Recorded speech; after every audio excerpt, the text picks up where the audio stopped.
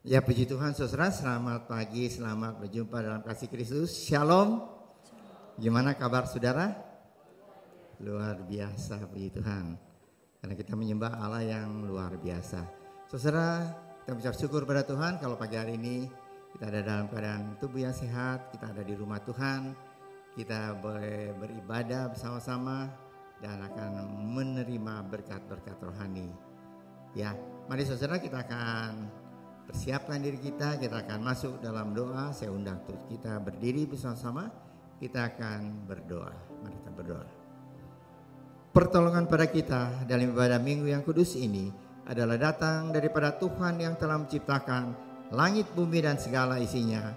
Dia setia memelihara ciptaannya dan tidak pernah meninggalkan perbuatan tangannya dari selama-lamanya sampai selama-lamanya. Bokam dalam surga, terima kasih Tuhan untuk berkat Tuhan. Makasih Tuhan karena Kau tidak pernah meninggalkan kami semua. Kau senantiasa menyertai hidup kami semua. Kami boleh ada seperti apa yang kami ada pada hari ini. Itu karena Tuhan begitu baik pada kami semua. Kasih karunia Tuhan melimpah dalam kehidupan kami. Pagi hari ini patut kami memuji Tuhan, menyembah Tuhan. Kami mengucap syukur, kami duduk dan tenang untuk mendengar isi hati Tuhan bagi kami semua. Urapi Tuhan setiap hamba Tuhan yang melayani Tuhan pada hari ini.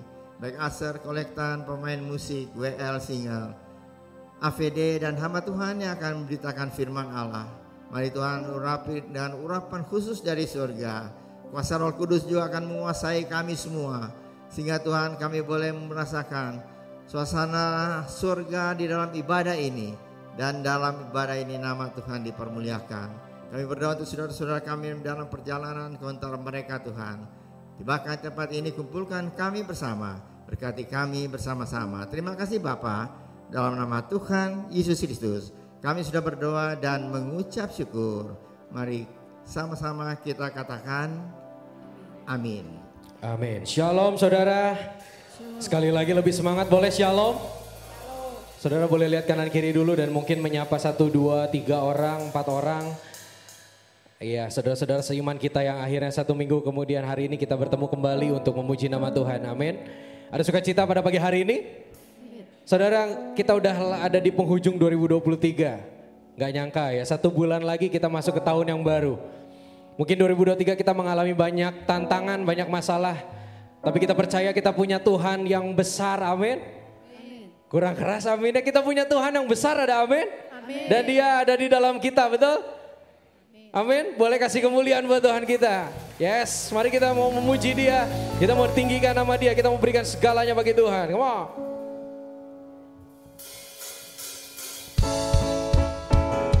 Mari bertepuk tangan bersama.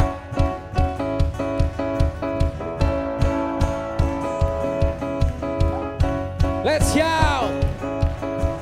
Whoa.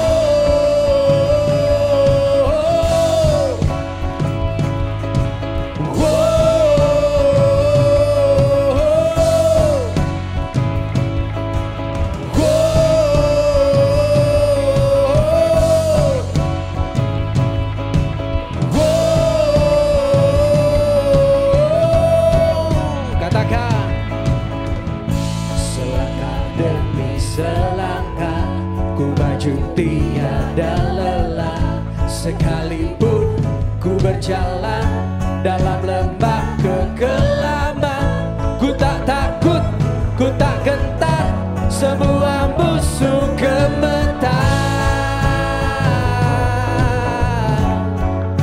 Imanku tak perlu besar, cukup sebumi pun dahsyat. Karena Dia yang bekerja, bukanlah kuat gagahku. Ku tak takut, ku tak gentar, semua musuh gemetar. Semua musuh gemetar. Semuanya come on. Yesus Tuhan akan selalu bekerja di dalam hidup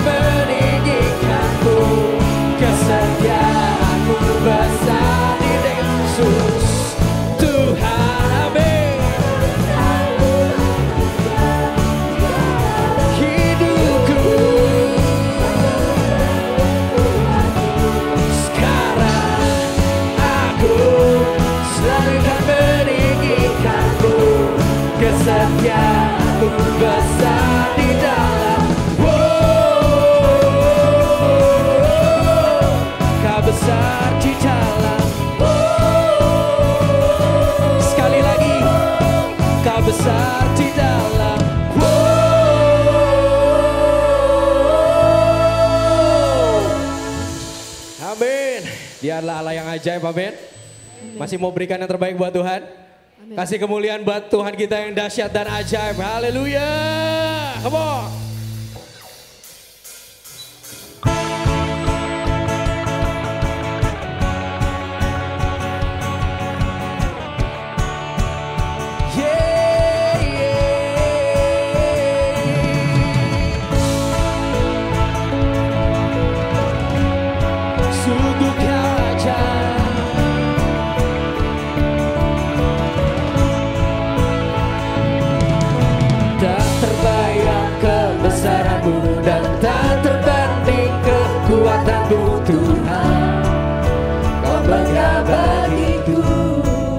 Segenap jiwa, dan pengharapan, tak ku serahkan untuk rencana-Mu Tuhan.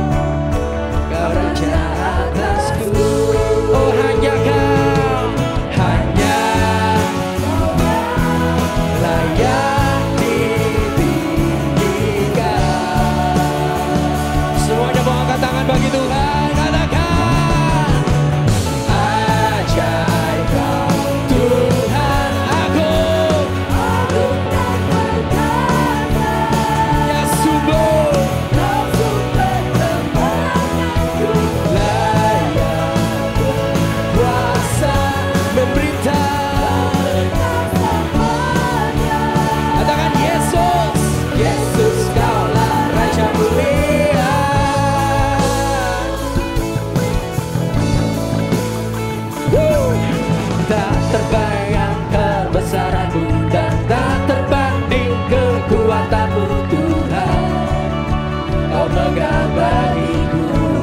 Segenap jiwa, dan pengharapan, tak ku serahkan untuk rencana-Mu Tuhan. Kau raja atasku. Dengan suara yang keras, kamu katakan. Hanya Kau yang layak ditinggikan.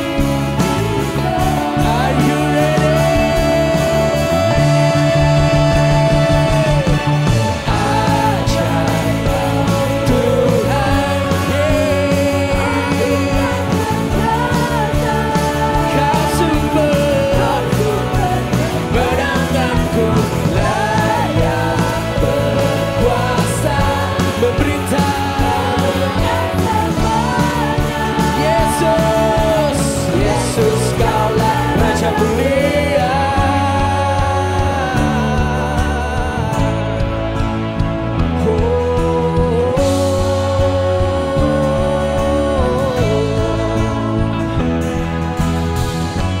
Mari Kau memerintah, Allah yang ajaib. Memerintahlah dalam hidup kami Tuhan. Berkaryalah dalam hidup kami Tuhan.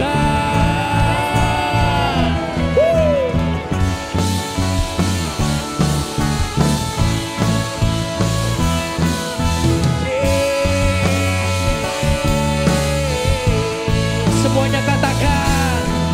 Ajaib Kau Tuhan. Come on.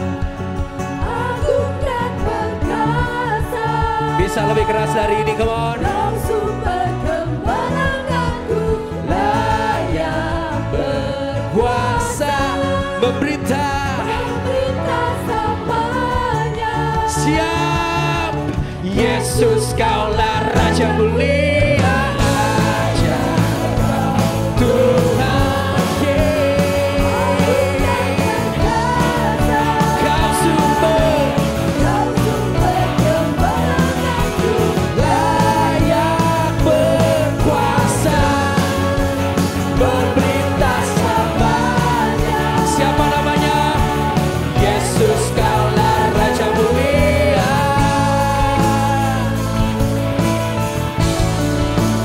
Raja mulia.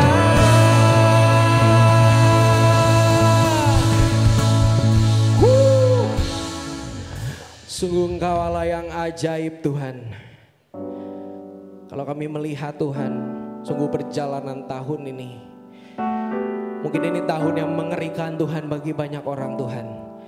Tapi kami menjalani dengan Engkau, menjalani dengan Allah yang besar, kami gak takut Tuhan. Kami menjalani dengan Engkau Allah yang ajaib, kami gak gentar Tuhan. Nah sungguh Engkau mengasihi kami. Biar segala kemuliaan hanya bagi-Mu Tuhan. Segala pujian, hormat hanya bagi-Mu Tuhan.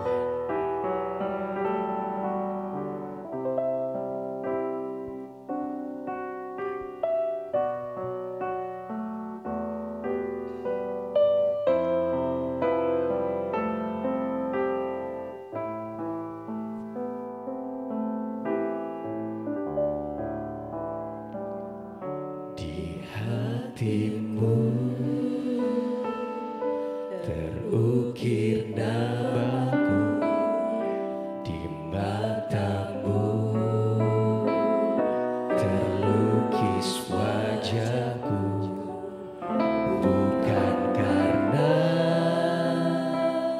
kuat gagahku, namun hanya karena meski terkadang aku terjatuh, tak pernah lelah Kau hampiriku, memelukku dengan cintamu. Betapa besar mulia kasih-Mu. Mari kita mau angkat tangan kita dan hati, katakan, bagi-Mu Tuhan segala pujian, hormat kemuliaan,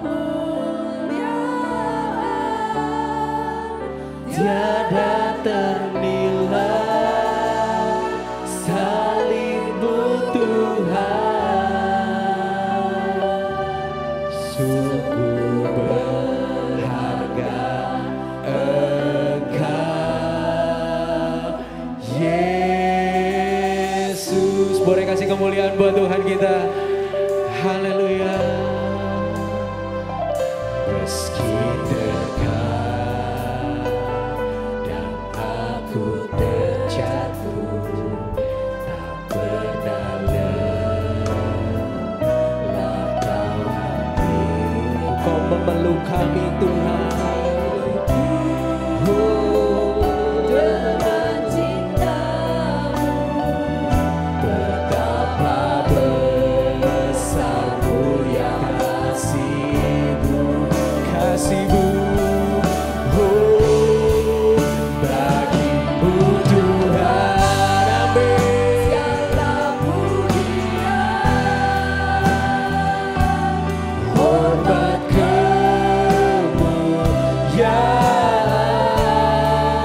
tiada ternilai, salib-Mu Tuhan,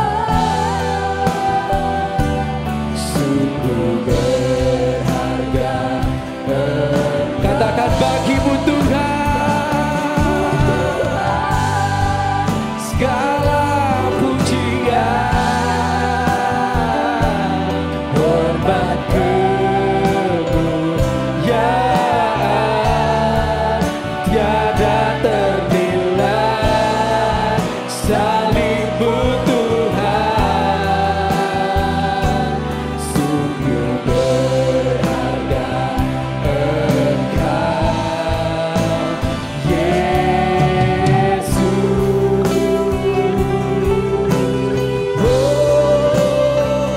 sungguh berharga.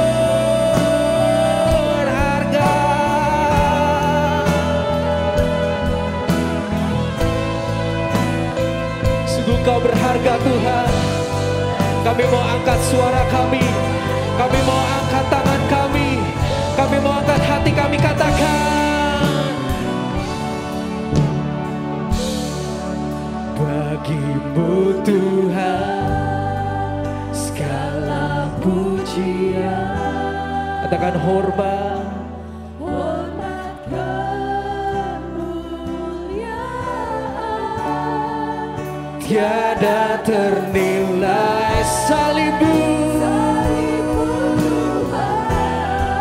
Oh, sungguh berharga Engkau. Katakan bagimu, bagimu segala pujian.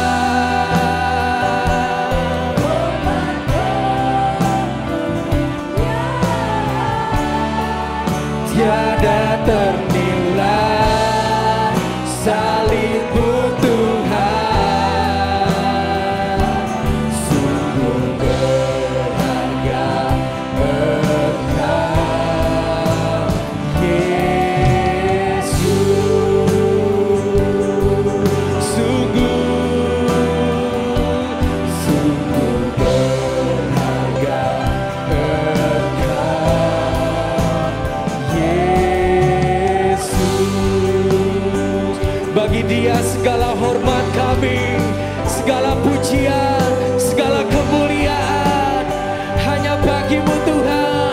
Kita mau naikkan kemuliaan bagi Tuhan. Kita mau puji Dia di tempat ini.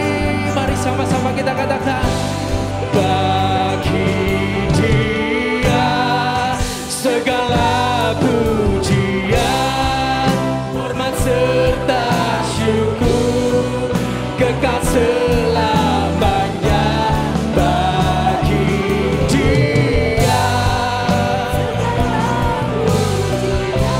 hormat selama-lamanya. Bagi Dia, bagi Dia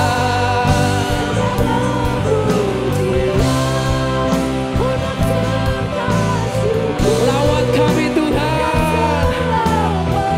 Haleluya.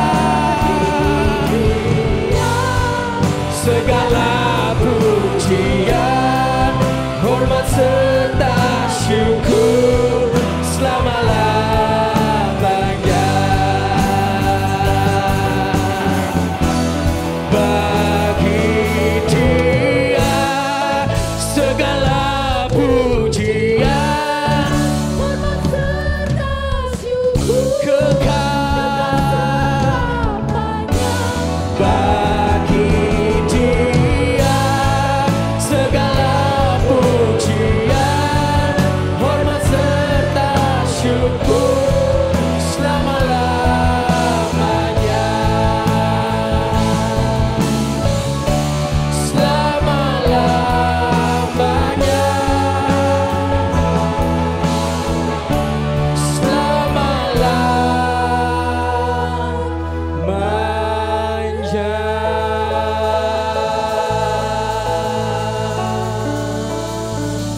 Haleluya.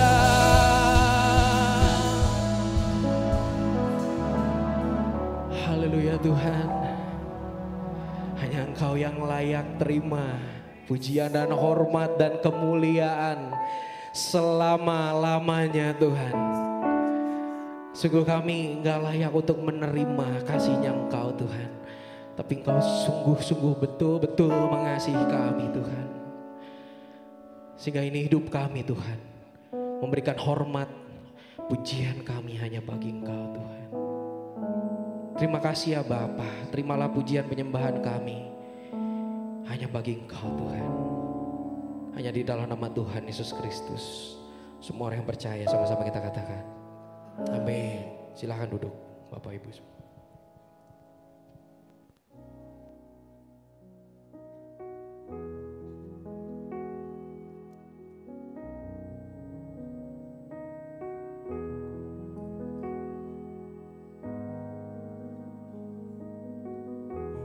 Doa pengerja tanggal 19 November 2023 akan diadakan doa pengurapan untuk panitia dan pelayan Natal. Juga turut mengundang seluruh hamba-hamba Tuhan untuk hadir di ibadah doa pengerja dan mendoakan panitia dan seluruh pelayan Tuhan yang melayani Natal 2024.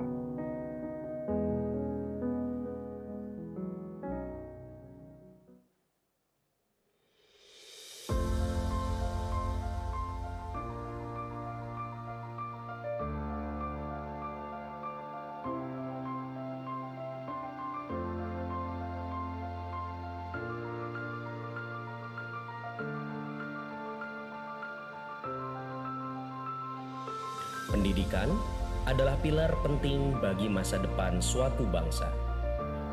Pembelajaran pengetahuan, keterampilan, baik secara individu dan berkelompok, menciptakan manusia sosial yang bermanfaat bagi bangsa dan negara. Sekolah Rehobot menyelenggarakan pendidikan yang bertumbuh secara intelektual dan kerohanian, menjadikan pembelajaran yang bermakna dan menyenangkan, dengan tujuan menghasilkan generasi yang berkarakter Kristus. Mari bergabung bersama generasi penerus bangsa yang berdampak. Untuk tahun ajaran 2024-2025, terdapat promo khusus bagi Anda, yaitu bebas uang pangkal bagi jemaat gereja Rehobot dan bagi anak hamba Tuhan. Mari menyongsong masa depan bersama generasi yang berdampak dan berkarakter Kristus.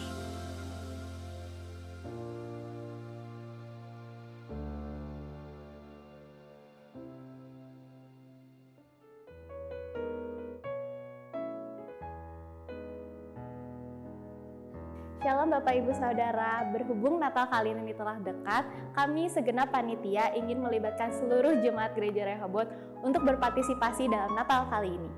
Selama sebulan ini akan ada tim multimedia atau AVD yang akan mengambil foto Bapak Ibu Saudara sekalian untuk dipajang atau dipasang di pohon Natal. Mari terlibat dalam Natal kali ini dan menjadi keluarga besar gereja Rehobot. Tuhan Yesus memberkati.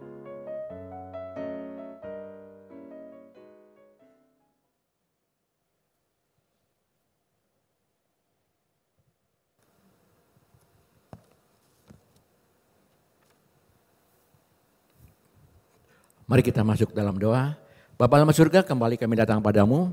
Kami bersyukur untuk pagi yang indah yang Tuhan berikan dalam hidup kami. Untuk kesempatan kembali kami beribadah di rumah Tuhan. Kami bersyukur pagi hari ini kami boleh menikmati hadirat-Mu. Kami sudah memuji, membesarkan nama Tuhan. Tiba saatnya kami akan sama-sama merenungkan sebagian dari firman Tuhan. Mari Tuhan, Kau yang menolong kami. Kami tahu hanya Engkau dengan kuasa Roh Kudus-Mu yang dapat memberkati kami semua. Tentu kami mau serahkan firman Tuhan yang sebentar disampaikan hanya ke dalam tangan-Mu Bapa, kuasa Roh Kudus yang memimpin, memberkati hamba-Mu yang penuh dengan kekurangan, keterbatasannya, biarlah hanya urapan kuasa Tuhan yang menyertainya, sehingga firman Tuhan yang disampaikan boleh menjadi berkat kekuatan bagi kami semua. Siapkan juga jemaat Tuhan yang pagi hari ini hadir, buka hati mereka agar mereka juga dapat duduk dengan konsentrasi, menikmati anugerah-Mu. Sekali lagi kami mempatahkan segala kuasa iblis yang mau mengganggu jalannya firman Tuhan dalam nama Tuhan Yesus. Itu keluar dari ruangan ini, dari hati, akal, pikiran kami. Biarlah hanya Roh Kudus yang memimpin kami semua. Sehingga pagi hari ini sekali lagi kami boleh merasakan berkat Tuhan yang luar biasa. Terpuji nama-Mu, di dalam nama Tuhan Yesus kami berdoa dan mengucap syukur. Amin. Shalom. Pagi Bapak Ibu sekalian yang saya kasihi dalam nama Tuhan Yesus, pagi hari ini kita akan belajar kembali firman Tuhan ya. Bulan ini adalah bulan tentang bagaimana kita harus memberitakan Injil, yaitu bagian dari kehidupan kita. Minggu ini, pagi ini saya mendapat tugas untuk menyampaikan itu di dalam Kisah Para Rasul pasal yang ke-16 ayat 19 sampai 40 ya. Kisah Para Rasul pasal 16 ayat 19 sampai 40. Ayatnya pagi ini saya beri judul firman Tuhan adalah tantangan dalam memberitakan Injil. Tantangan dalam memberitakan Injil, ayatnya cukup panjang. Ya, terdapat di dalam Kisah Para Rasul pasal 16 ayat 19 sampai 40. Tapi ayat ini harus kita baca ya supaya kita bisa mengerti apa yang disampaikan firman Tuhan pada pagi hari ini. Ya, saya mengajak Ibu Bapak untuk membaca bersama. Saya akan membaca ayat yang ganjil, ayat 19, kemudian Bapak Ibu sekalian ayat yang selanjutnya. Kita baca ya, Kisah Kisah Para Rasul pasal 16 ayat 19 sampai 40. Judul perikopnya adalah Kepala Penjara Filipi. Ayat 19, ketika tuan-tuan perempuan itu melihat bahwa harapan mereka akan mendapat penghasilan lenyap, mereka menangkap Paulus dan Silas, lalu menyeret mereka ke pasar untuk menghadap penguasa.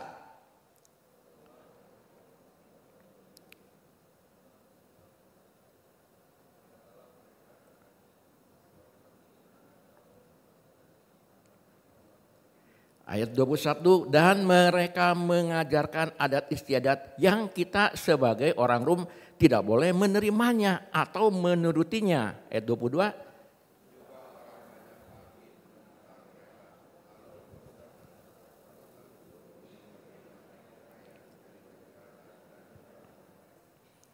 setelah mereka berkali-kali didera, mereka dilemparkan ke dalam penjara. Kepala penjara diperintahkan untuk menjaga mereka dengan sungguh-sungguh. Ayat 24.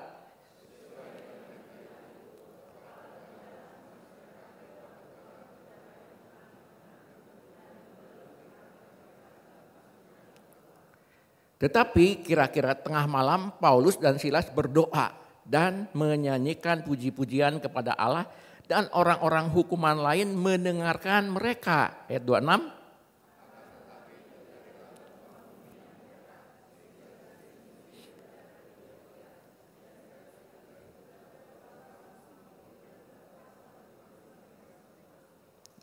Ketika kepala penjara itu terjaga dari tidurnya dan melihat pintu-pintu penjara terbuka, ia menghunus pedangnya hendak membunuh diri. Karena ia menyangka bahwa orang-orang hukuman itu telah melarikan diri. Ayat 28. Kepala penjara itu menyuruh membawa suluh. Lalu berlari masuk dan dengan gemetar tersungkurlah ia di depan Paulus dan Silas. Ayat 30.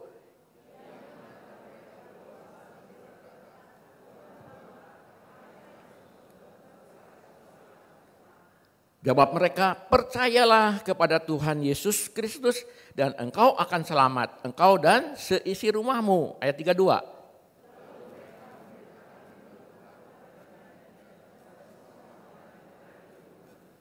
Pada jam itu juga kepala penjara itu membawa mereka dan membasuh bilur mereka. Seketika itu juga ia dan keluarganya memberi diri dibaptis. Ayat 34.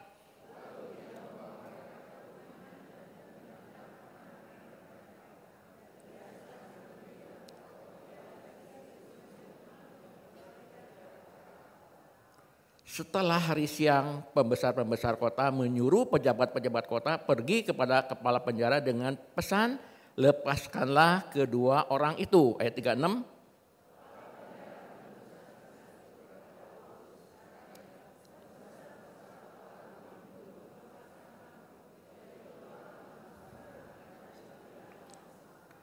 Tetapi Paulus berkata kepada orang-orang itu, tanpa diadili mereka telah mendera kami, warga negara Roma di muka umum, lalu melemparkan kami ke dalam penjara. Sekarang mereka mau mengeluarkan kami dengan diam-diam. Tidak mungkin demikian. Biarlah mereka datang sendiri dan membawa kami keluar. Ayat 38.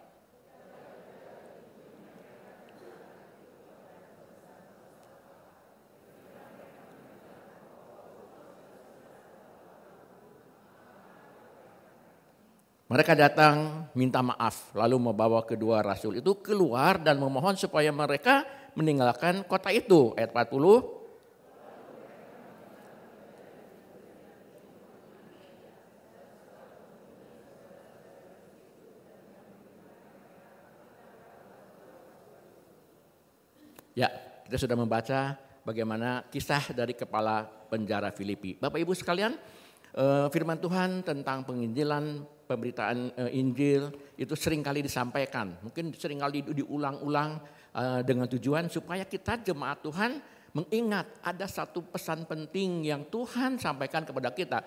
Tugas kita semua sebelum dia naik ke surga, yaitu untuk memberitakan Injil. Ya, banyak anak Tuhan yang pasif setelah dia menerima Tuhan dalam hidupnya, dia tidak melakukan tugas yang Tuhan percayakan. Mereka hanya menjadi penonton. Mereka katakan kan tugas penginjilan itu tugasnya gereja, tugasnya hamba-hamba Tuhan, tugasnya pelayan Tuhan. Tapi kita bisa melihat, ya ada orang mengatakan, seseorang bisa bertobat itu, bisa hatinya terbuka, itu adalah hanya pekerjaan Tuhan. Memang demikian, itu adalah bagian Tuhan. Tentu seseorang akan hatinya terbuka setelah dia mendengar firman Tuhan yang disampaikan. Dan itu adalah bagian kita. Kalau kita lihat di dalam Roma pasal Roma pasal 10 ya. Roma pasal 10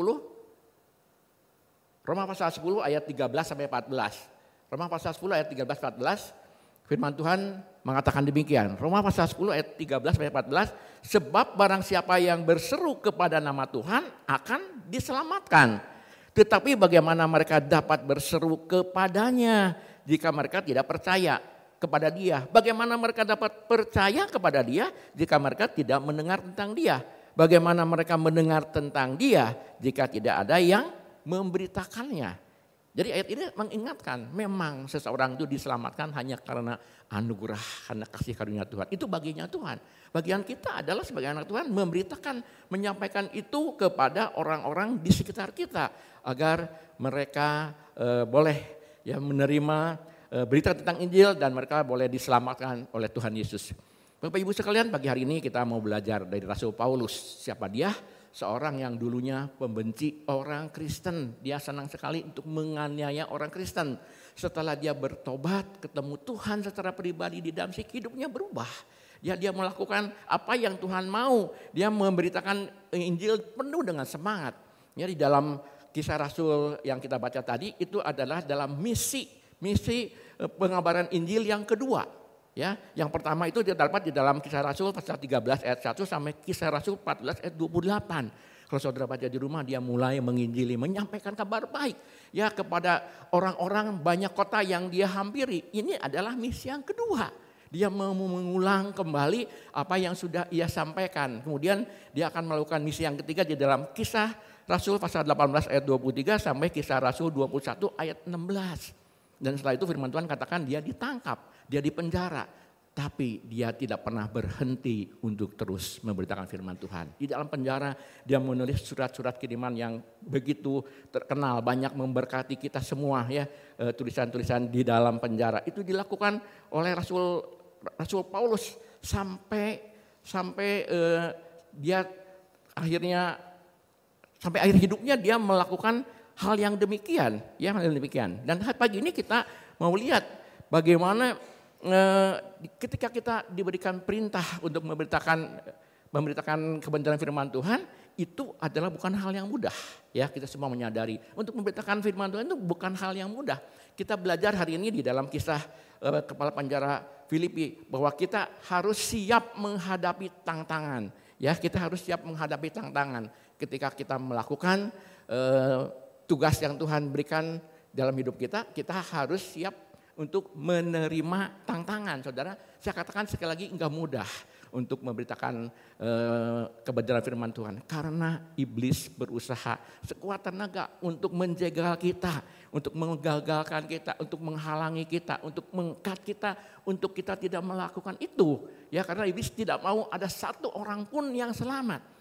Dia ingin seluruh dunia juga mengalami kebinasaan seperti yang dia alami. Karena itu dia berusaha. Makanya kalau saudara lihat di dalam Matius pasal 10 ayat 16. Di situ jelas sekali. Tuhan sudah memperingatkan.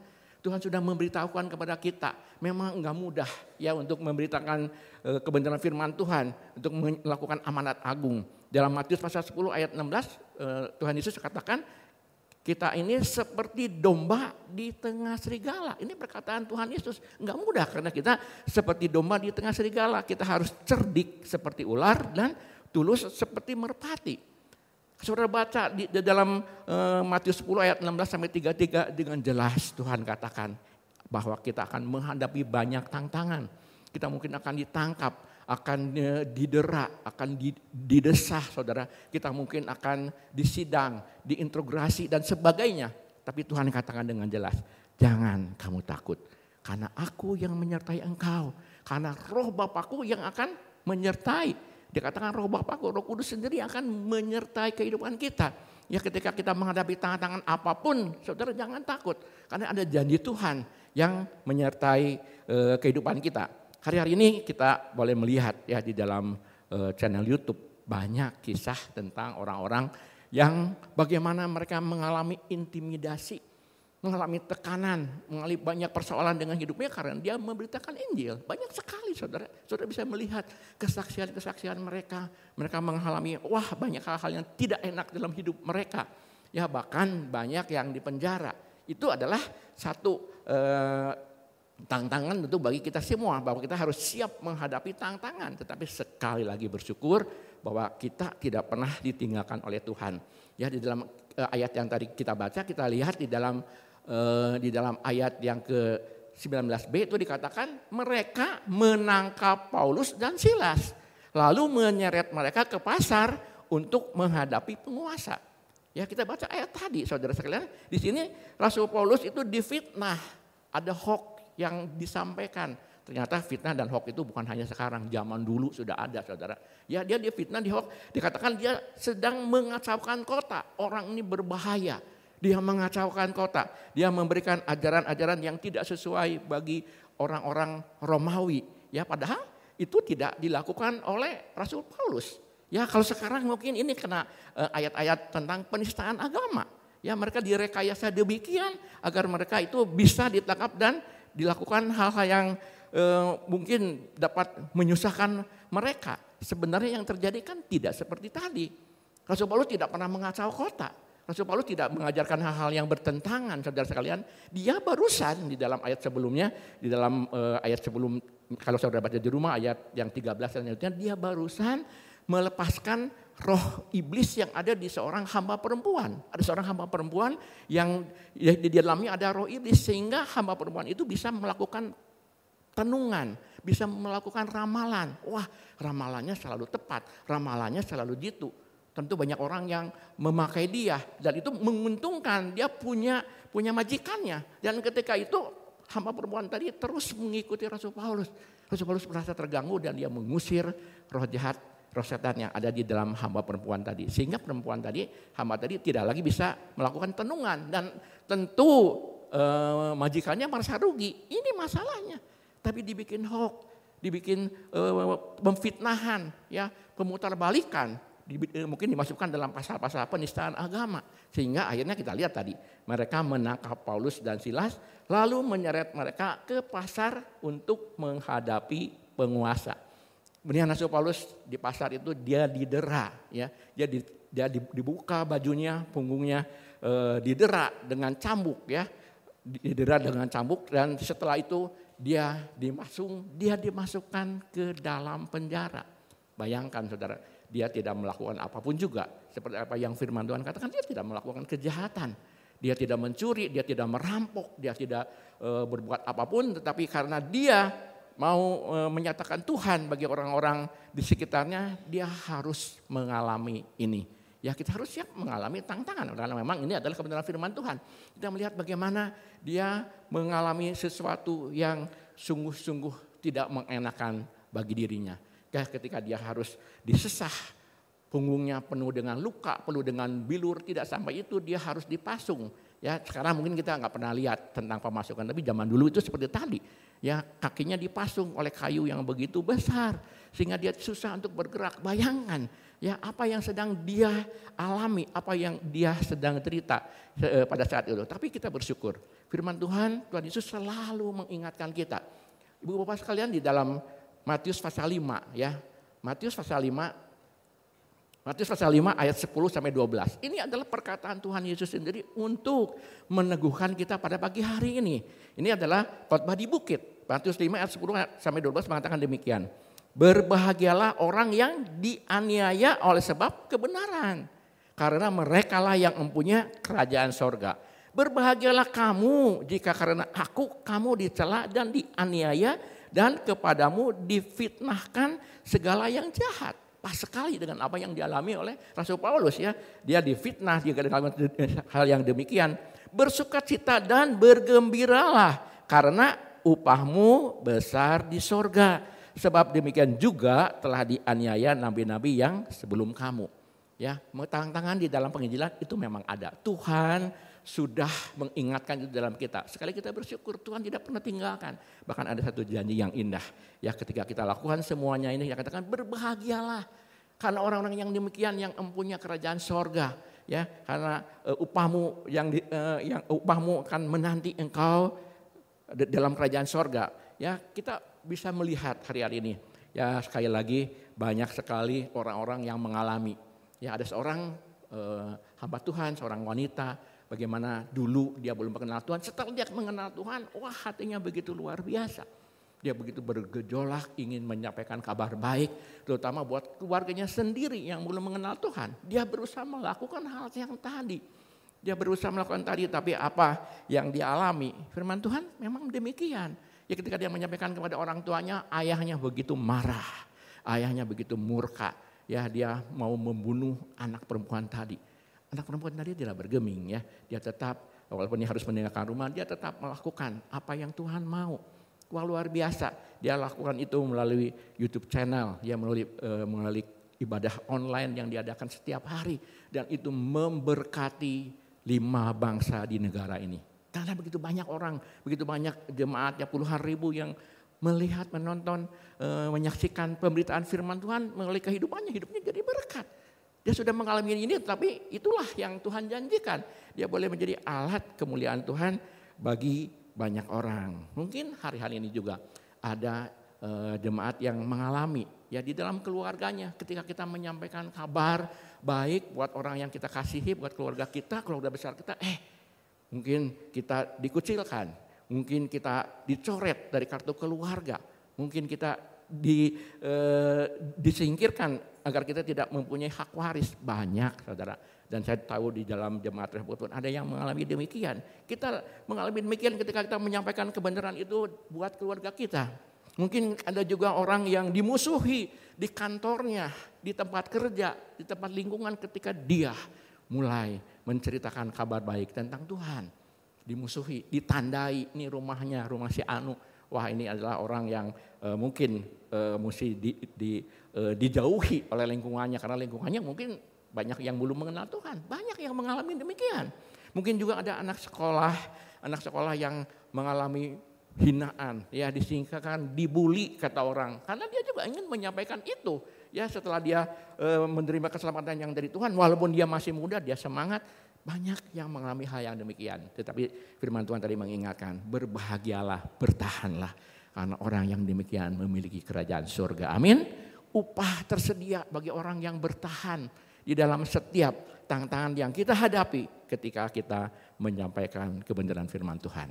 Yang pertama. Yang kedua saudara sekalian, respon dalam setiap tantangan itu menentukan hasil. Ya, respon dalam setiap tantangan itu menentukan hasil. Kita sudah baca tadi ya bagaimana keadaan dari Rasul Paulus ya.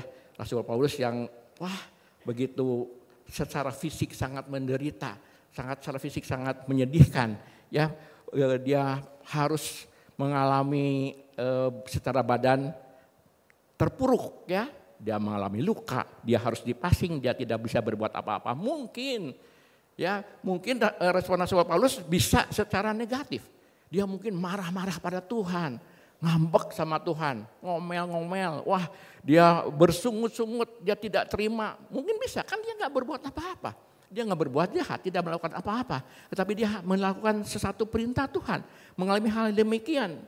Mungkin bisa dia melakukan demikian.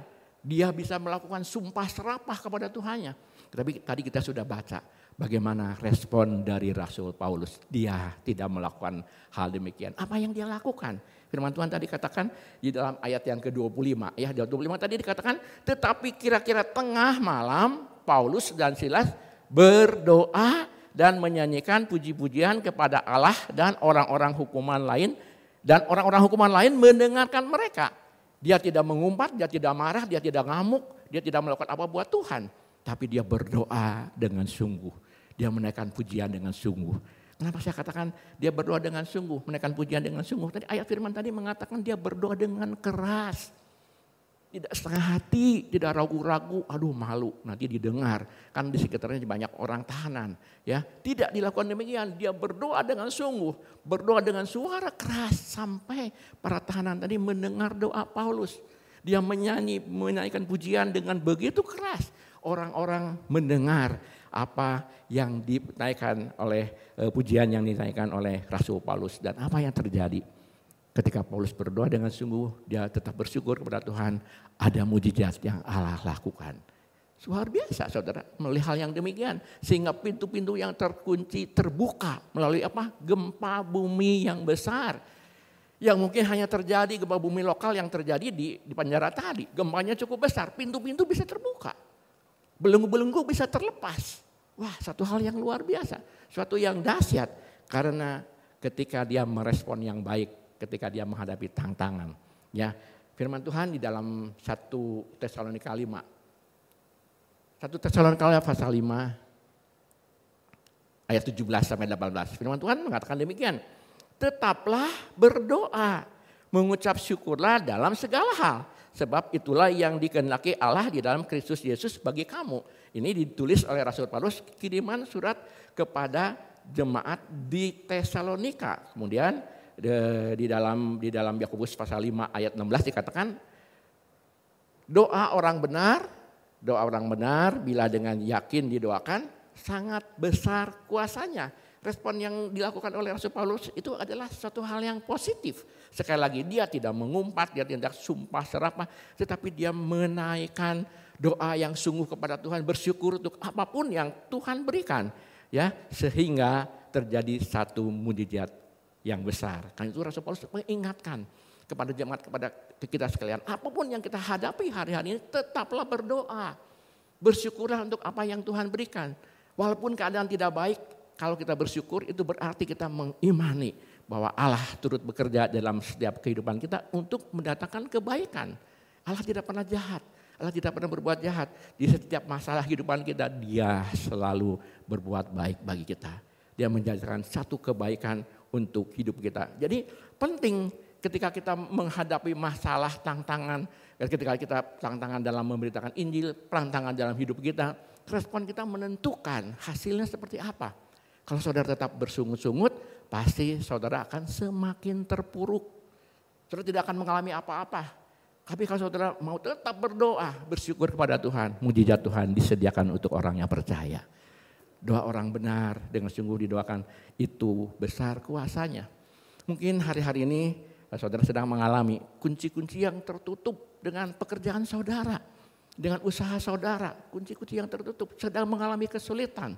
Saudara, mungkin ini adalah salah satu dampak dari COVID kemarin. Masih banyak loh orang yang merasakan sulitnya bekerja, sulitnya cari uang.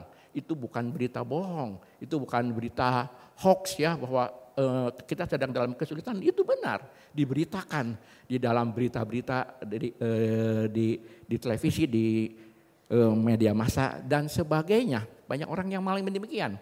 2 minggu yang lalu saya sedang menservis mobil 2 minggu yang lalu, karena memang waktunya tidak terlalu lama, diperkirakan 2 jam selesai. Daripada saya pulang ke rumah, saya nunggu di tempat cuci mobil, ada tempat khusus untuk orang istirahat, ya, tempatnya enak, nyaman, ber-AC, dikasih kopi, dikasih snack, saya duduk di situ, ya, sambil membaca sesuatu. Di ujung sana ada seorang ibu, saudara, ibu yang sedang bercakap-cakap entah dengan siapa, asik sendiri, sedang mojok di sana, suaranya keras dengan handphonenya. Dia katakan kepada siapa saya nggak tahu, woi, aku ini baru pulang loh dari Jakarta, aku habis jalan-jalan ke Tanah Abang, ternyata bener loh, bukan hoax loh, ya, Tanah Abang, aku tadi lihat itu, kemarin itu aku lihat itu benar-benar sepi, wah nggak ada pembelinya kata dia. Dia ngomong sendiri, ngoceh sendiri. Saya nggak tahu, dia bisa dengar saudara sekalian. Dia punya teman yang dulu kalau nyewakan tempatnya itu sampai ratusan juta. Diturunkan sampai puluhan juta. Nggak ada orang loh yang mau nyewa. Mungkin gratis juga, belum tentu ada. Karena sepi sekali, sepi banget. Dia sedang ngobrol sendiri. Ini keadaan yang memang hal yang demikian. Itu terjadi di dalam kehidupan sekitar kita. Banyak orang yang sedang mengalami itu. Saudara, 2-3 bulan yang lalu itu ada berita yang kurang mengenakan bagi pekerjaan saya. Ada berita bagaimana Jepang itu sedang membuang limbah nuklearnya ke laut. Wah, beritanya kemana-mana. Ya, orang-orang bilang sekarang gak usah makan ikan laut. Jangan beli ikan, jangan makan ikan, jangan makan yang berhubungan dengan laut. Berbahaya, ada bekas nuklir yang ada di dalamnya. Wah, saudara, itu berita sungguh dahsyat ya, namanya juga medsos. Seringkali ketika berita disampaikan banyak orang yang menjadi takut. Waduh, perdagangan di rumah makan itu menjadi sepi, benar-benar sepi. Ini bukan bohong, saudara, itu kenyataan. Ada orang-orang yang telepon pada saya, Pak bener nggak nih? Ini ada berita demikian, saya nggak mau pesan ikan dulu sama Bapak. Aduh, saya bilang, bener Pak, beritanya itu bener. Ada membuang limbah nuklir ke laut, itu udah biasa. Negara lain juga melakukan, tapi kan itu sudah disterilisasi dengan batas yang tertentu, tidak membahayakan. Itu hanya perang dagang. Makan pemerintah, bukan presidennya, presiden Jepang ya mungkinnya itu ya, dia mendemonstrasikan, dia makan sendiri nih ikan. Ada channel YouTube-nya, dia makan ikan yang ditangkap di perairan Jepang sana. Berita tadi sungguh luar biasa. Membuat hal demikian, itu juga mengganggu pekerjaan saya, saudara sekalian. Dan banyak orang mengalami hal yang sama ketika dia ada bekerja di dalam kuliner yang berhubungan dengan laut dan hal demikian. Saya alami. Apa yang saya dapat lakukan? Hanya berdoa. Saya nggak bisa apa-apa. Saya berdoa saja kepada Tuhan. Tuhan, ini yang terjadi. Ya, saya bersyukur untuk setiap apa yang Tuhan berikan dalam hidup saya. Saya katakan mujizat itu selalu terjadi. Ya, tiap hari kita bisa melihat berdoa. Bagaimana Tuhan tolong. Ya, memang ini sepi. Banyak orang yang nggak beli hal-hal yang berbahan baku dengan ikan. Restoran-restoran banyak yang sepi. Tuhan puter, saudara. Kalau ini sepi, Tuhan berikan. Ya, ada warung-warung Sunda yang mensuplai, yang saya suplai banyak kebutuhan. Mereka mungkin nggak dengar sehingga mereka itu nggak terdampak. Di sini sepi, pindah ke sana, saudara. Di sana menjadi ramai karena mereka mungkin nggak dengar ya. Wah, luar biasa. Ininya sepi, cateringnya mulai berjalan kembali. Diputer, ininya sepi, ada yang lain, saudara. Sampai hari ini saya tidak pernah mengalami kesulitan dengan apa yang dunia alami karena ada Tuhan yang luar biasa. Bagian kita hanya berdoa. Berdoa saya nggak bisa apa-apa, mensyukuri atas apapun yang Tuhan berikan. Ya, untuk semua yang Tuhan berikan, dan sekali lagi di dalam doa itu ada satu kuasa yang besar, yang luar biasa. Mungkin saudara sedang mengalami ini, ada pintu terkunci ekonomi saudara berdoa kepada Tuhan. Tuhan katakan doa orang benar dengan yakin didoakan, ada mujizat, ada jalan keluar. Tuhan sanggup melakukan segala perkara. Mungkin hari ini ada orang-orang yang terbelenggu dengan masalah, dengan persoalan, dengan keluarganya, dengan apapun juga. Atau orang-orang mungkin yang masih terbelenggu sedang mengalami sakit penyakit yang belum tersembuhkan. Ketika kita berdoa kepada Tuhan dengan sungguh, saya percaya ada belenggu-belenggu yang Tuhan lepaskan. Ada kesembuhan-kesembuhan yang terjadi. Minggu lalu kita mendengar kesaksian yang luar biasa dari Profesor David ya. Bagaimana dia mengalami kuasa Tuhan di dalam penyakitnya yang begitu luar biasa. Dia berusaha secara manusia, tapi yang dia katakan, dia menyerahkan semua ke dalam tangan Tuhan. Dia berdoa, dia minta didoakan, doa dan doa. Akhirnya ada jalan keluar yang sangat luar biasa. Mujizat Tuhan dinyatakan di dalam Profesor David. Di gereja Rehoboth ada hamba Tuhan yang luar biasa, Pak Yakobus Runkat ya, yang seringkali dia menyaksikan bagaimana pertolongan Tuhan yang dahsyat terjadi atas hidupnya. Ya, jika dia mengalami sakit penyakit yang sudah divonis dokter pun, apa yang Pak Yakobus lakukan? Saya nggak pernah lupa, dia hanya minta doa. Dia minta doa kemanapun, minta dukungan doa. Dia tetap mensyukuri, dia katakan dia tidak pernah dia marah sama Tuhan, dia tidak pernah ngomel sama Tuhan. Walaupun saya lihat begitu banyak yang dia sudah lakukan untuk Tuhan dan pekerjaannya. Ya mungkin ada orang, mungkin kalau orang lain mungkin akan ngomel, bertanya sama Tuhan, Tuhan kenapa ini terjadi? Kan saya sudah begini, saya sudah lakukan ini, saya sudah segala macam. Tapi tidak, Tuhan tidak ingin itu terjadi dalam hidup kita. Respon kita selalu harus yang positif. Tetap bersyukur karena Tuhan turut bekerja di dalam segala sesuatu untuk mendatangkan kebaikan bagi kita. Kita melihat, mendengar bagaimana kesaksian yang luar biasa dari Bapak Pendeta Yakobus Runkat. Dan banyak lagi jemaat di sini yang mengalami hal yang sama. Saya bersyukur karena firman Tuhan itu tidak hanya berita sampingan yang hanya lewat, tapi itu nyata, saudara. Kita bisa alami dan jemaat bisa mengalami itu di dalam kehidupan kita. Kemudian selanjutnya kita bisa melihat yang ketiga, bagaimana tindakan kasih itu telah menyelamatkan kepala penjara. Ya, tindakan kasih itu telah menyelamatkan kepala penjara. Di dalam ayat 28 dikatakan Tetapi Paulus berseru dengan suara nyaring katanya, jangan celakakan dirimu sebab kami semuanya masih ada di sini. Tadi kita sudah baca bagaimana kepala penjara itu menjadi frustasi, menjadi takut. Dia ingin membunuh diri, saudara. Itu adalah satu kebiasaan di sana.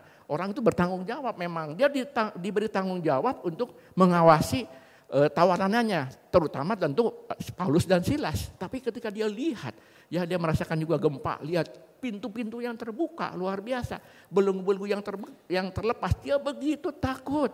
Dia akan bunuh diri, lebih baik dia bunuh diri, itu adalah pahlawan bagi dia daripada dia dihukum mati.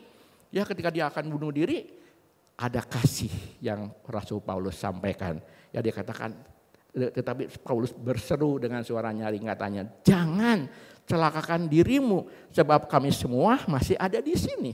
Ya, karena tindakan kasih dari Rasul Paulus bisa aja saya melihat hal demikian, dia tertawa, dia senang. Haleluya, puji Tuhan. Ternyata kepala penjara juga harus mati. Ya, dia adalah bagian dari konspirasi untuk menghukum dia. Ya, mungkin kalau pikiran manusia itu seperti tadi, biarkan aja dia mati. Ya, syukurin aja. Tapi tidak, saudara. Tindakan kasih dari Rasul Paulus untuk menahan, membuat pintu hati dari kepala penjara itu terbuka. Luar biasa. Ya, ketika dia lihat itu dia benar-benar gemetar, dia tersungkur, dia berseru, apa yang harus aku lakukan supaya aku selamat? Selamat di sini bukan selamat dari hukuman, dia udah pasti selamat. Ya karena tidak ada seorang pun yang lari pada waktu itu, semua ada di dalam penjara. Selamat di sini adalah bagaimana dia bisa melihat di dalam Rasul Paulus ada sesuatu hal yang luar biasa, sesuatu yang dahsyat ketika dia dijahati, ketika dia harus mengalami sesuatu dalam hidupnya. Oh dia tidak marah-marah, dia tidak ngamuk di penjara, tetapi dia berdoa, dia memuji Tuhan dan dia bisa melihat satu kuasa yang luar biasa di dalam kehidupan Rasul Paulus. Itu yang membuat dia ingin menerima Tuhan Yesus dalam hidupnya. Dia katakan, apa yang harus aku perbuat? Tadi dikatakan oleh Rasul Paulus, percayalah kepada Tuhan Yesus, maka engkau dan seisi rumahmu akan diselamatkan. Saudara, luar biasa ya, karya yang tindakan kasih itu bisa menyelamatkan kepala penjara tadi, bisa membuka pintu hati. Dan penting tentunya adalah memfollow up berita yang Injil yang telah disampaikan. Rasul Paulus tidak berhenti ketika dia bersungkur, dia diselamatkan, tetapi dia menyampaikan kabar baik itu, bahwa dia harus percaya kepada Tuhan. Kalau dia ingin selamat jiwanya dan melihat perbuatan ajaib dalam hidupnya seperti apa yang Rasul Paulus lakukan, dia harus terima. Dan sekali lagi kita bisa melihat kepala penjara tadi begitu, ketika dia lihat itu dia percaya kepada Tuhan. Tidak sampai hal yang tadi, dia memfollow up. Dia beritakan berita itu juga kepada keluarga dari kepala penjara Filipi itu tadi, dan luar biasa, satu keluarga boleh diselamatkan. Mereka minta dibaptis, itu sebagai bukti kesungguhan mereka. Mereka tidak hanya percaya di mulut, tetapi mereka membuktikan dengan mereka minta dibaptis, saudara. Itu tugas kita untuk kita melakukan itu di dalam setiap pelayanan kita. Kita harus memfollow up, gereja harus memfollow up jemaat yang sudah menerima Tuhan. Kita tidak tinggalkan, kita tidak biarkan mereka, tapi mereka tetap ada dalam pemeliharaannya Tuhan. Ya, sehingga kita bisa melihat hal-hal yang indah. Saudara, kita bisa melihat dari kisah ini bagaimana cara Tuhan untuk menyelamatkan seseorang itu berbeda. Kita melihat satu cara yang unik dan satu peristiwa yang mencengkam di penjara. Ya, orang yang akan melarikan diri, orang yang akan membunuh diri, tapi di sana Allah bisa bekerja. Ini adalah tugas kita. Pagi hari ini kita sudah dengar firman Tuhan. Diingatkan kembali loh, ini tugas kita. Memberitakan firman Tuhan itu tidak harus ada di mimbar. Jadi hamba Tuhan harus khotbah, tidak. Minggu lalu Bapak Pendeta Yohanes sudah menyampaikan bagaimana melalui sikap hidup kita. Jemaat yang mula-mula, yang saling care satu dengan yang lain, mempedulikan, melihat. Bukan bagi-bagi harta saja, tapi membagikan kepedulian kita, melihat kepada jemaat yang sakit, yang merasa mungkin dalam kesusahan. Itu bagian kita, tugas kita. Yang untuk merawat mereka, memfollow up mereka sampai mereka benar-benar menjadi anak Tuhan yang dewasa di dalam rohani. Mari, Waktunya masih ada, kesempatan masih tersedia. Sekali lagi memberitakan firman Tuhan tidak selalu harus melalui khotbah, tapi melalui cara hidup kita, melalui cara bagaimana Rasul Paulus dengan kasihnya, ya dia berikan kepada kepala penjara tadi, sehingga satu hal yang luar biasa Tuhan menjamah, membuka hatinya. Saudara, waktu itu sudah sangat cepat. Minggu ini Gereja Rehoboth dikejutkan ya dengan berita duka cita. Hari Senin kemarin kekasih kita Bapak Elia Nathan, seorang kolektan biasanya ketika dia masih sehat dia kolektan, dia ada di Gereja Rehoboth ya, dia mengalami sakit. Senin kemarin dia dipanggil Tuhan, dipanggil pulang ke rumah Bapa di surga. Kami semua melayani. Hari kemarin Sabtu subuh saudara, berita yang mengejutkan, istrinya yang dia cintai Ibu Ahab juga Tuhan panggil. Wah, kami semua tentu terkejut ya.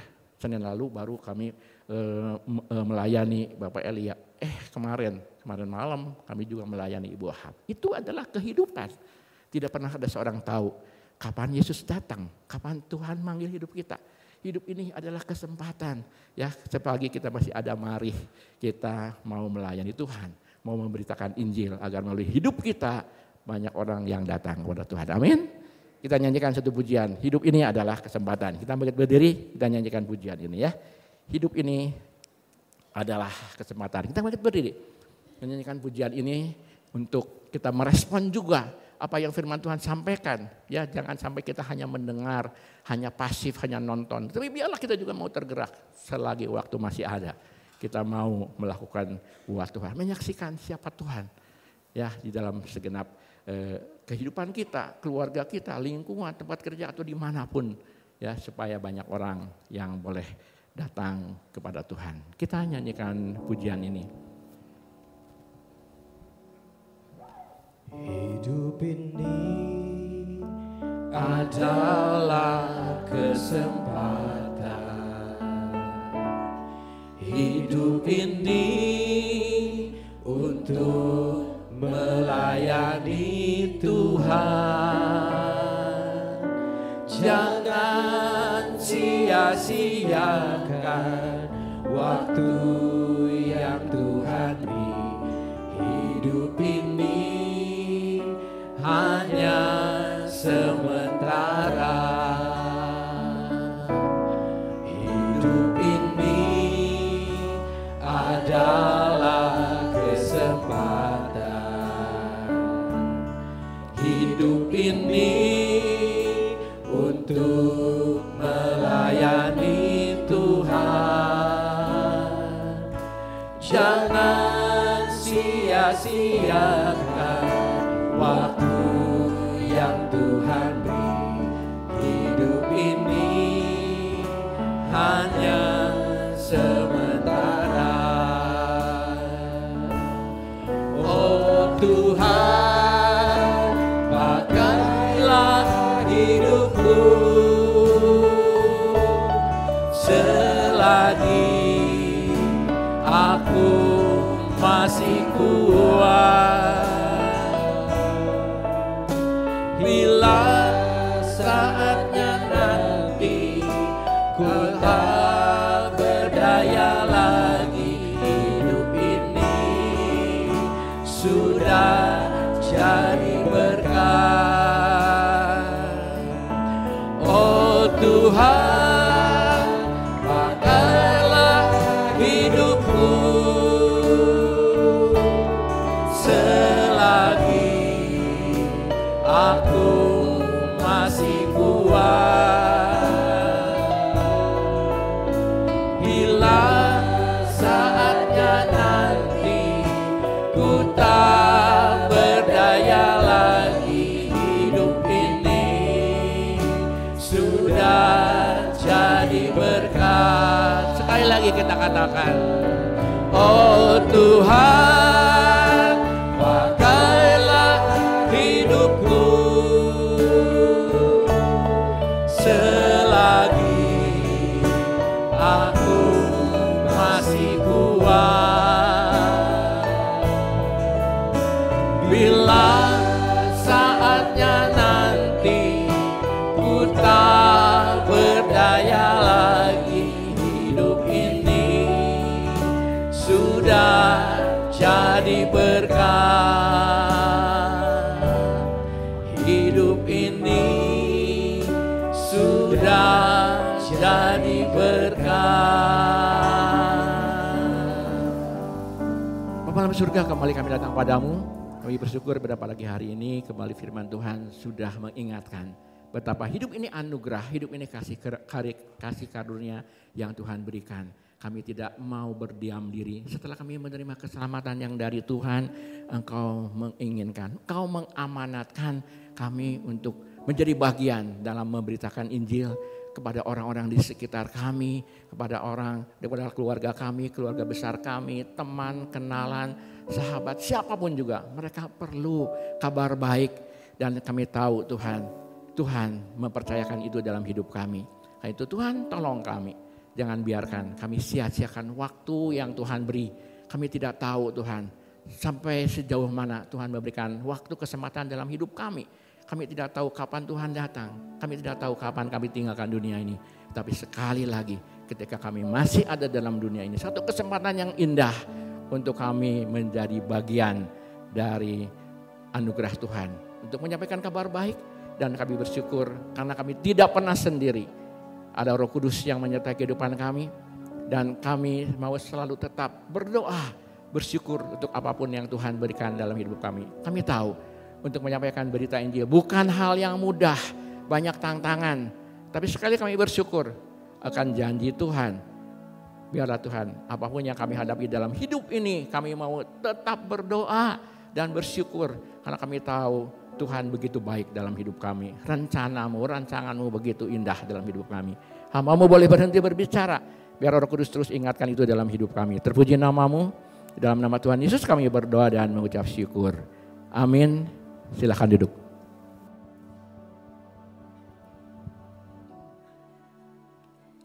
Ya, puji Tuhan saudara, kita sudah mendengar firman Tuhan.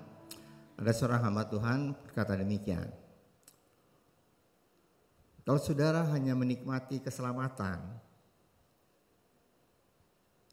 karena sudah diinjili dan orang tersebut tidak mau membagi kenikmatan keselamatan itu kepada orang lain, diragukan apakah dia sudah selamat. Maksudnya supaya kita menikmati keselamatan yang Tuhan berikan, bagikan kepada orang lain. Dan kalau masih ada kesempatan, itu artinya kesempatan yang Tuhan beri. Saudara,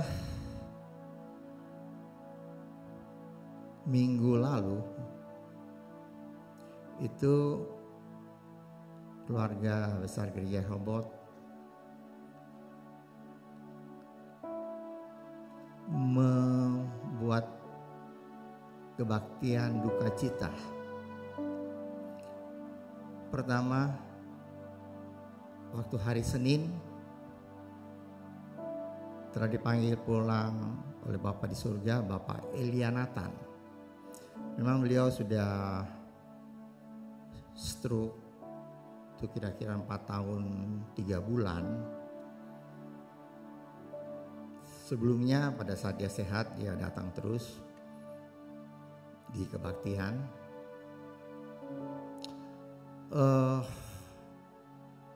Itu hari Senin jam 8 pagi.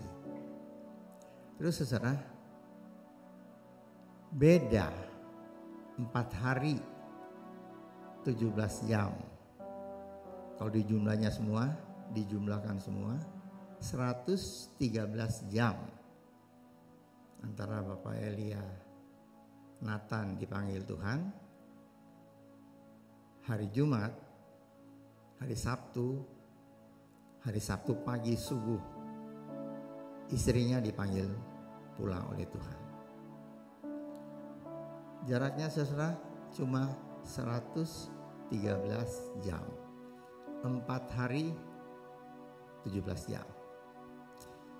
Saudara, oleh sebab itu kalau kita diberikan kesempatan, mari kita mau membagikan keselamatan yang kita punya dengan beritakan Injil dengan cara apapun, dengan apa yang kita lakukan, dengan firman Tuhan atau dengan hidup kita, maka kita bisa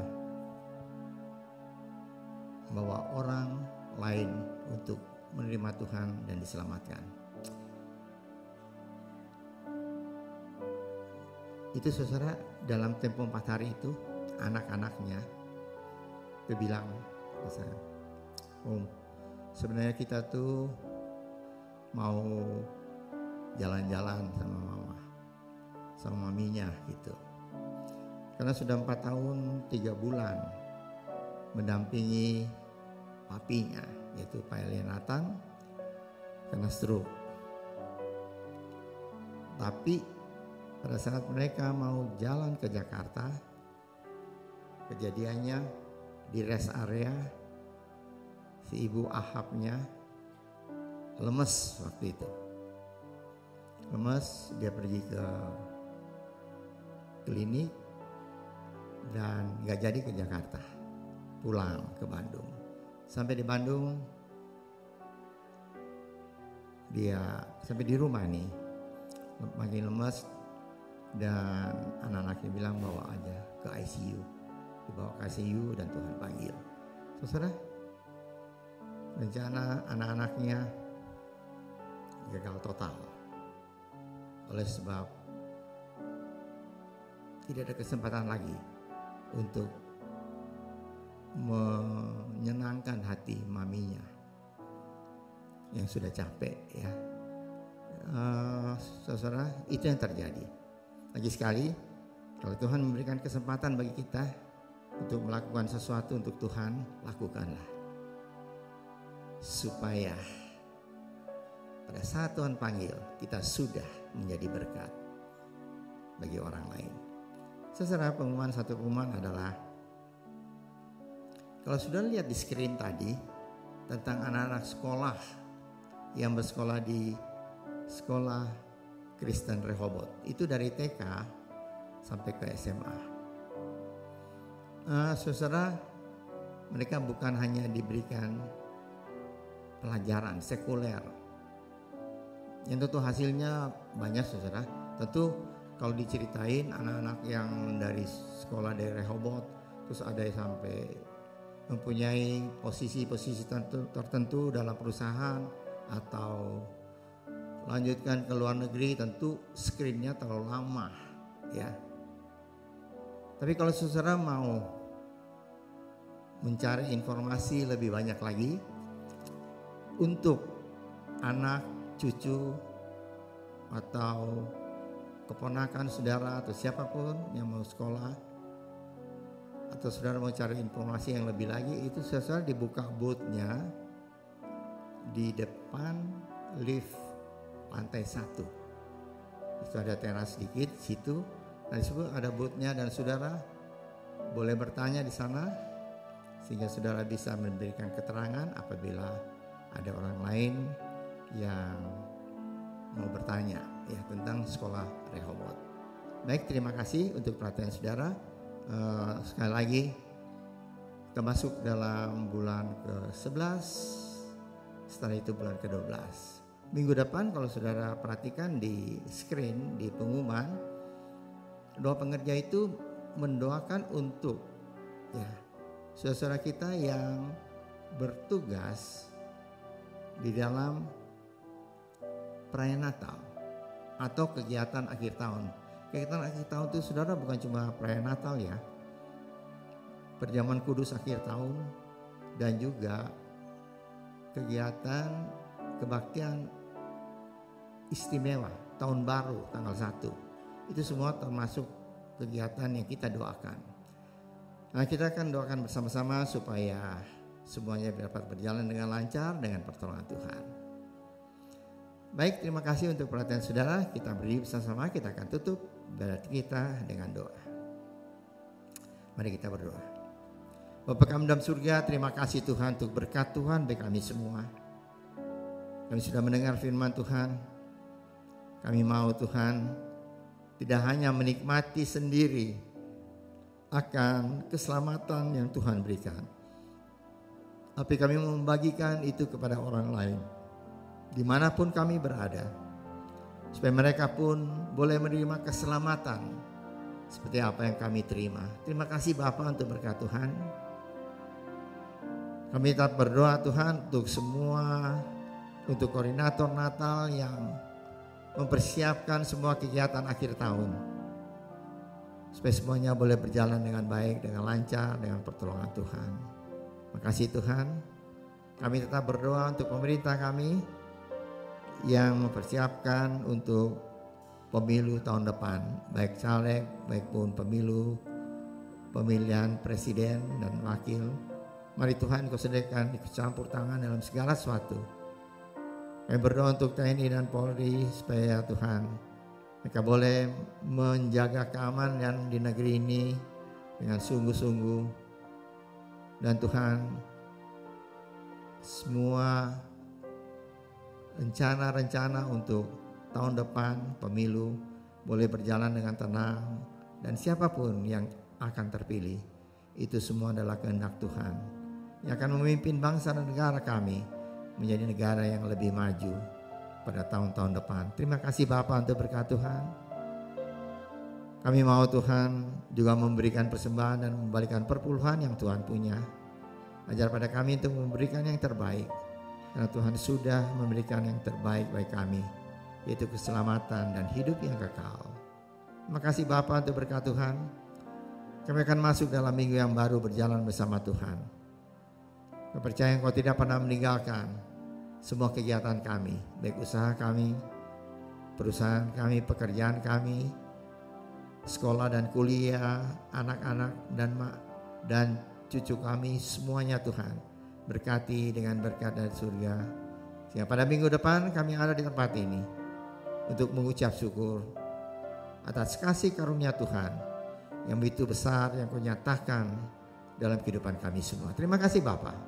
Percaya Tuhan, Kau sudah mendengar doa kami dan ucapan syukur kami ini yang kami naikkan dalam nama Tuhan Yesus Kristus yang menjadi juru selamat kami yang hidup. Saudara yang kasih oleh Tuhan, angkatlah tangan saudara untuk menerima berkat Allah. Arahkan hati saudara kepada Tuhan dan hadirat-Nya. Maka berkat Allah memenuhi hidup saudara. Berkat Allah memenuhi keluarga saudara. Berkat Allah memenuhi kesehatan saudara.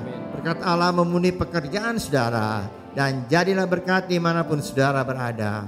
Dan saudara terimalah berkat dari Allah Bapa, kasih karunia dan damai sejahtera dari Tuhan Yesus Kristus, dan persekutuan Allah Roh Kudus menyertai saudara sekalian mulai hari ini sehingga Maranatha, Tuhan Yesus datang kembali. Amin. Bapa, terima kasih. Bapa, terima kasih. Bapa di dalam surga, ku berterima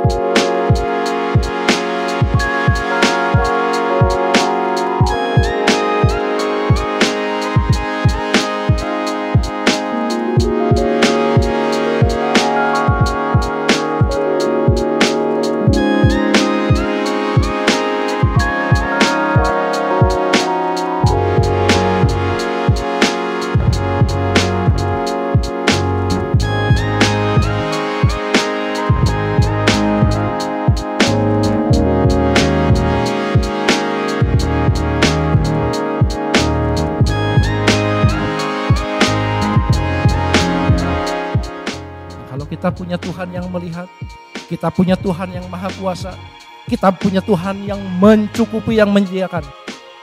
Apakah kita masih takut?